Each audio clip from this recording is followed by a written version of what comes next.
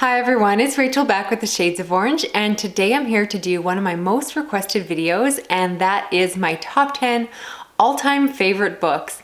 Now, if you clicked on this video expecting it to be 10 horror books, I'll let you know that I am including other genres on this list. Perhaps around October I might do a horror version of this, but this is just my all-time favorite books regardless of genre.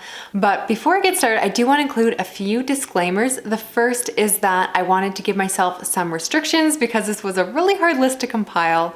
So I didn't include any novellas, short story collections, or graphic novels. For the most part, this is a list of fiction. However, I did include one nonfiction memoir, and I did include mostly adult, but I did allow myself to include a young adult book because there was one that really stood out to me.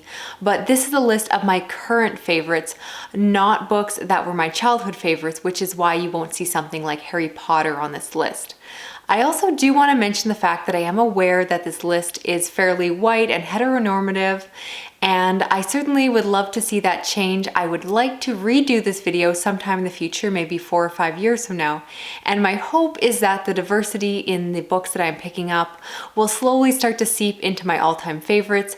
But when I was making this list, I was just pulling books off my shelf, looking at Goodreads, and I really didn't think about that. So these are just honestly the books that I consider to be my top 10 favorites.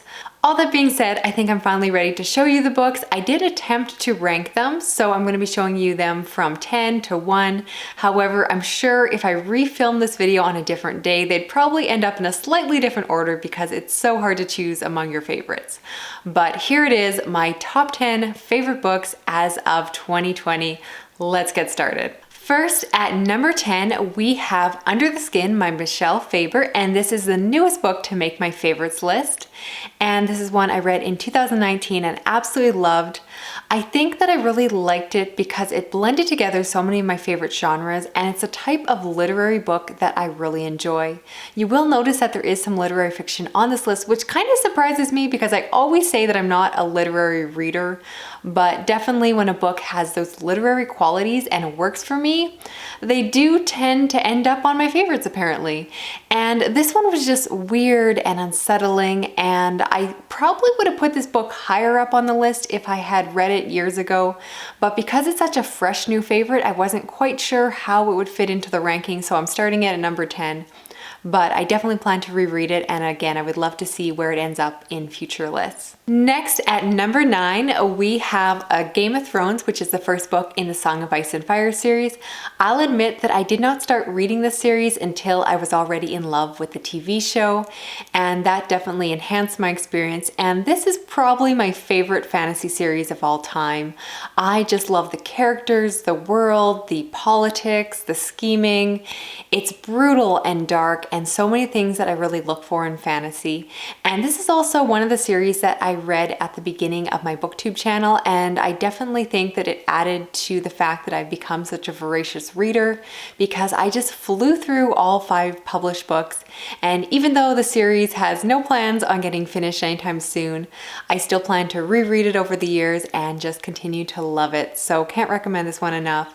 I'm putting the first book on here technically, but it's really a stand-in for the whole series.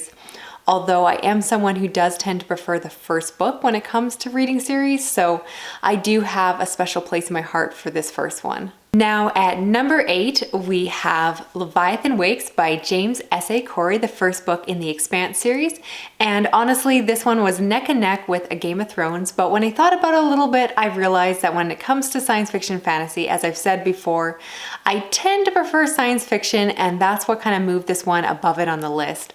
I am obsessed with this series. It is full of characters that I love.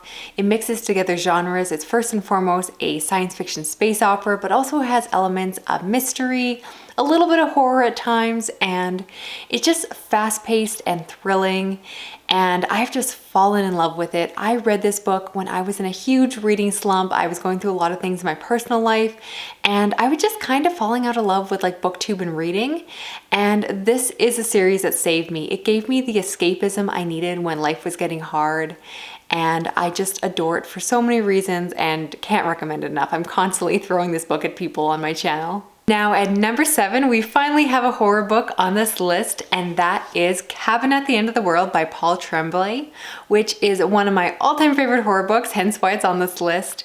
And if you know me, while I love horror, it takes a lot for me to really give a horror book 5 stars, and this is one of the first times that I did that. And it's just because for me, this book was just about perfect. It's very literary. I found it very suspenseful, even though not a lot actually happens on the page.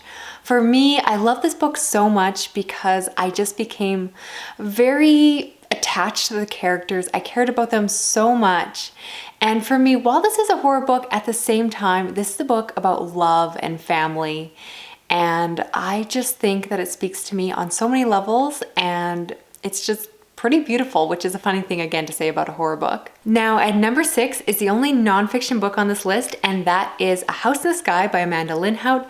This memoir really spoke to me when I first read it, and I just can't recommend it enough to anyone who enjoys something very gripping. This is a kidnapping story, which is definitely one of the reasons I love it so much, because it is kind of one of my bookish buzzwords. And while I'm very different than Amanda Linhout, I just really connected with her. This is very much a story about perseverance, a woman who had to go through some terrible, terrible things, lots of trigger warnings here, and just survived and thrived. And at the same time, this is a book about wanderlust and travel, things that I don't really do a lot of. And I just found this book to be just so immersive. So I just can't recommend this one enough. I love it.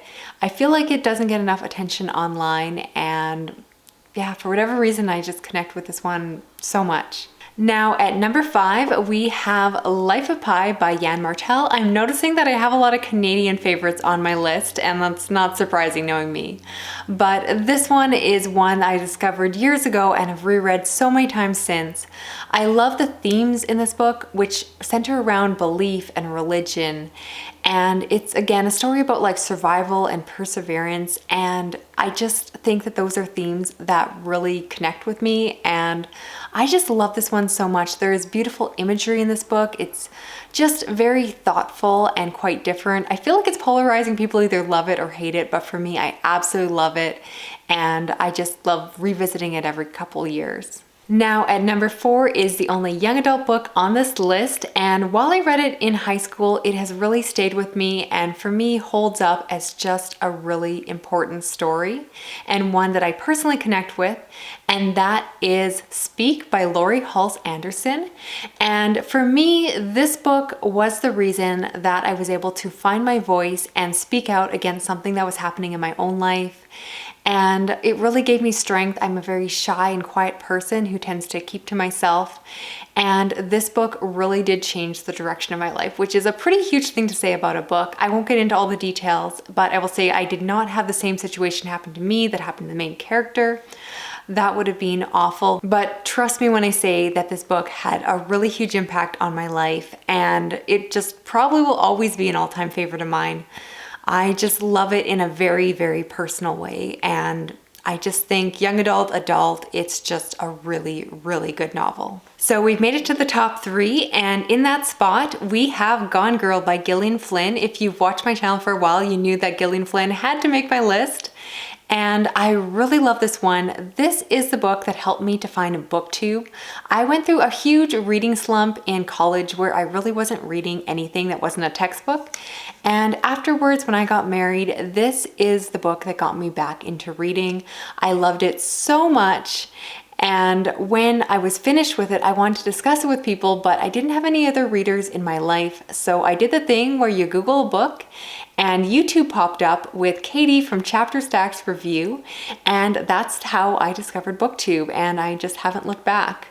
I love this book for a lot of different reasons. It's one of the first times I had read an adult thriller.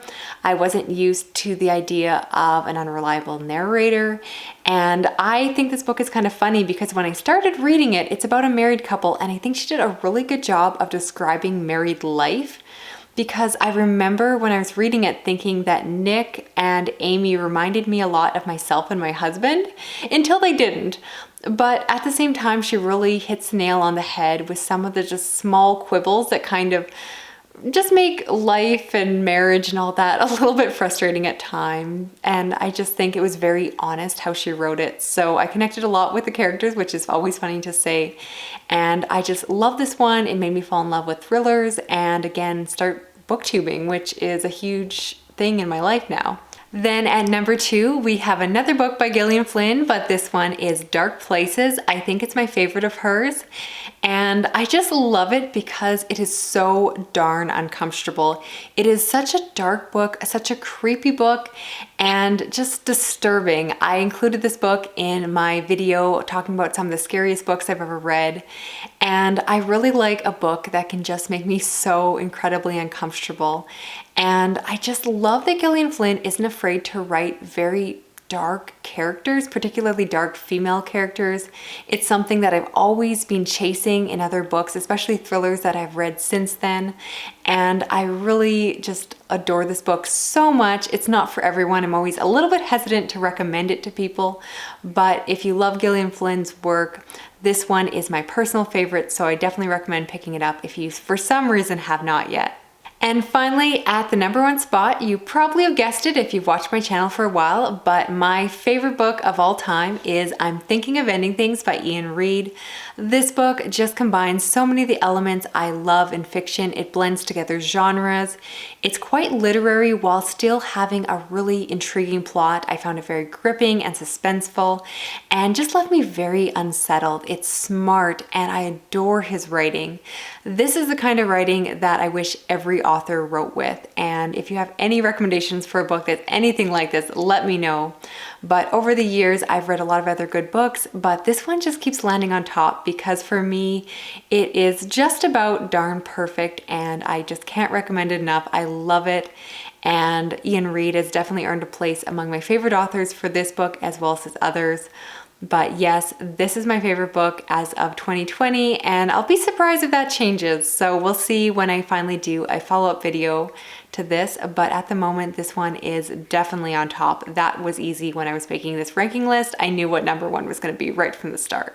So that is it for this video. I would love to hear your thoughts down below. Were you surprised by any of the books that are on here? Again, it's not just horror and science fiction, but surprisingly a lot of literary books that made the list. Also a lot of Canadian books, which kind of shows my roots.